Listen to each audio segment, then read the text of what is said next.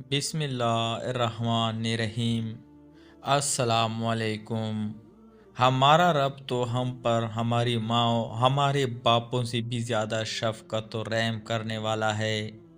اس کی نعمتوں کا اسی سے اندازہ کیا جا سکتا ہے کہ اس نے ہر کسی کے لیے توبہ کا دروازہ کھلا رکھا ہے۔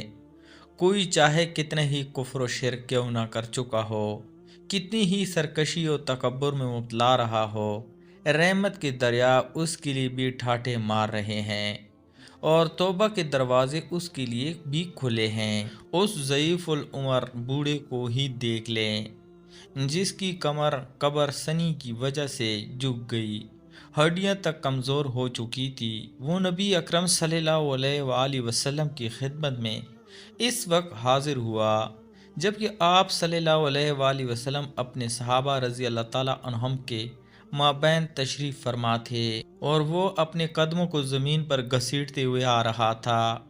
اس کے آبرو اس کی آنکھوں پر گر چکے تھے۔ وہ اپنی لاٹھی پر ٹیک لگائے پیدل چلتا ہوا حاضر خدمت ہوا۔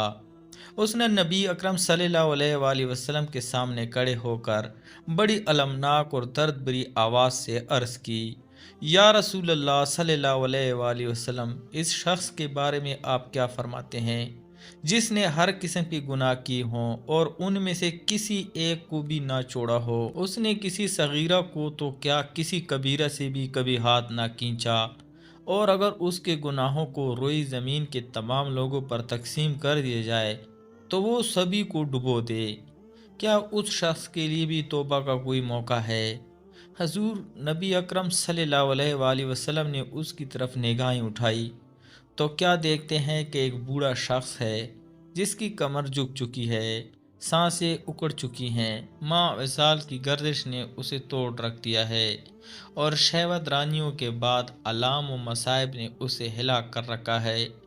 نبی اکرم صلی اللہ علیہ وآلہ وسلم نے اس سے پوچھا، کیا تم مسلمان ہو چکے ہو؟ اس نے عرض کیا، اشہد اللہ الہ الا اللہ و اشہد انکا رسول اللہ، میں گواہی دیتا ہوں کہ اللہ کے سوا کوئی معبود برحق نہیں اور آپ صلی اللہ علیہ وآلہ وسلم اللہ کے رسول ہیں۔ اس پر نبی اکرم صلی اللہ علیہ وآلہ وسلم نے ارشاد فرمایا، نیکی و بلائی کے کام کیے جاؤ اور برائیاں چھوڑ دو، اللہ تمہارے پچھلے تمام گناہوں کو تمہارے لیے نیکی و بلائی بنا دے گا۔ اس عمر رسیدہ شخص نے عرض کیا، کیا میری دغا بازیاں اور غلط کاریاں بھی بخش دے گا؟ نبی اکرم صلی اللہ علیہ وآلہ وسلم نے فرمایا، ہاں۔ اس بوڑھے شخص نے زور زور سے تکبیریں بلند کرنا شروع کر دیں، اللہ اکبر، اللہ اکبر۔ وہ اسی طرح بلند آواز سے تکبیریں کہتا رہا حتیٰ کہ لوگوں کی نگاہوں سے اوجھل ہو گیا۔ حضرت موسیٰ علیہ السلام کے زمانے میں ایک بڑا ہی گنہگار آدمی تھا۔ اس نے کبھی نیکی نہیں کی تھی۔ وہ ہر وقت جوانی والے شہوانی کاموں میں لگا رہتا تھا، یعنی دن اور رات نفسیانی خواہشات کی تکمیل میں لگا رہتا تھا۔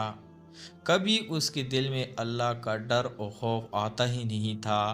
وہ ذہنی خواہشات میں اتنا مست تھا کہ اللہ تعالیٰ نے حضرت موسیٰ علیہ السلام کی طرف وحی نازل فرمائی کہ اے میرے پیارے موسیٰ، فلاں بندے کو جا کر پیغام دے دو کہ میں نے تمہیں دنیا میں بندگی کے لیے بھیجا تھا، مگر دنیا میں جا کر تم نے نافرمانی کی، تم نے اتنے گناہ کیے کہ گناہوں نے تمہارا احاطہ کر لیا ہے۔ اب میں تم سے ناراض ہوں، اس لیے میں تمہیں نہیں بخشوں گا اور قیامت کے دن تمہارا ٹھکانہ جہنم ہوگا۔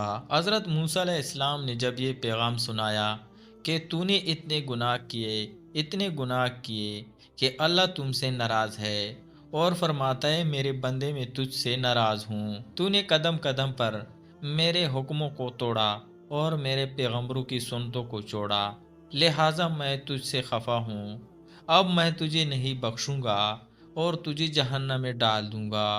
اس بندے نے جب یہ بات سنی تو اس بندے کے دل میں ایک عجیب طرح کی کیفیت پیدا ہو گئی۔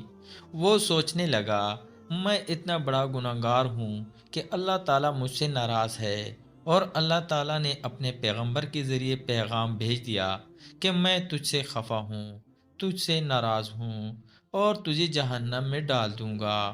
وہ یہی باتیں سوچتے سوچتے جنگل کی طرف نکل گیا اور ویرانے میں جا کر اپنے رب سے مناجات کرنے لگا کہ اے اللہ، میں اپنے گناہوں کا اقرار کرتا ہوں، میں نے بڑے بڑے گناہ کیے، دن میں بھی کیے، رات میں بھی کیے، محفل میں بھی کیے، تنہائی میں بھی کیے۔ اے اللہ، میں نے گناہ میں کوئی کسر نہیں چھوڑی، میں نے سر پر گناہوں کے بڑے بڑے بوجھ لاد لیے ہیں، مگر اے اللہ، اگر میرے پاس گناہوں کے بوجھ ہیں تو تیرے پاس بھی عفو درگزر کے خزانے ہیں۔ اے اللہ، کیا میرے گناہ اتنے ہو گئے کہ تیرے عفو گزر کے خزانوں سے بھی زیادہ ہیں؟ اے میرے مولا، اگر تو کسی کو پیچھے دھکیلے گا تو پھر کون ان کا غمخوار ہوگا؟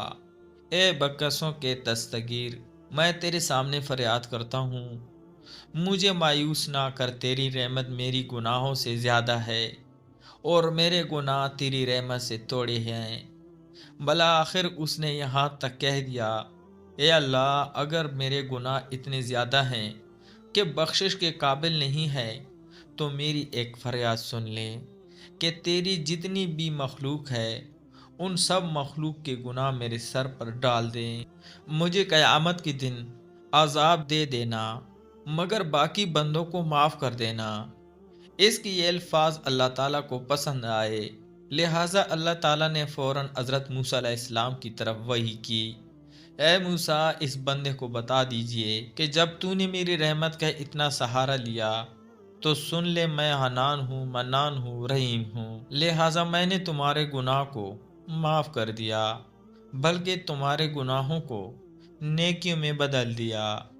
اس لیے ہمیں اللہ کی رحمت سے فائدہ اٹھانا چاہیے، کبھی اس کی رحمت سے مایوس نہیں چاہیے، اس کی رحمت سے گناہوں کو دھوتے رہنا چاہیے تاکہ دونوں جہانوں میں سرخرو ہوں۔ اللہ تعالی ہم سب کو اپنی رحمت کے سائے میں جگہ عطا فرمائے، آمین یا رب العالمین۔